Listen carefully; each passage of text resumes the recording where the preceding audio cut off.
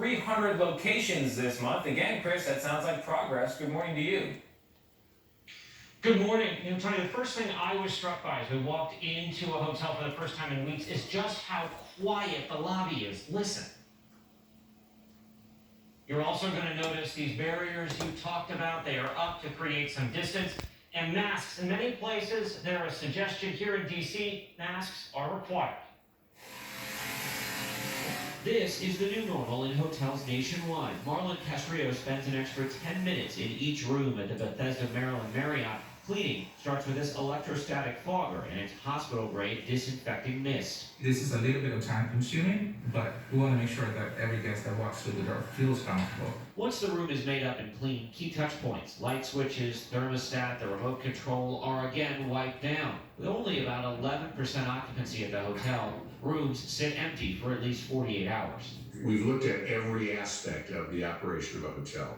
Marriott CEO Arne Sorensen. What's the new normal? The public space is going to be less busy. Our associates wearing masks, guests that are more likely to want to be in their room. Throw pillows and magazines are gone from the rooms. In public spaces, you'll see signs reminding people to distance and plexiglass barriers at the check-in counter and at the hotel bar. This Marriott is testing a UV sanitizer for room keys and encouraging the use of an app-based digital key. Seating in the restaurant is limited, same goes for the pool.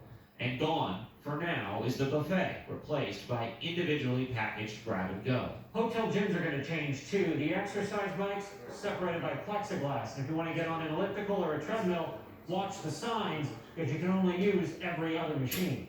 We know that guests believe quite reasonably that they can control their interactions with people in a hotel. Once you've gotten into your guest room, you are in your own space. And so the challenge for us is one we think we can meet, which is, can we deliver a room that the guests can have confidence is clean?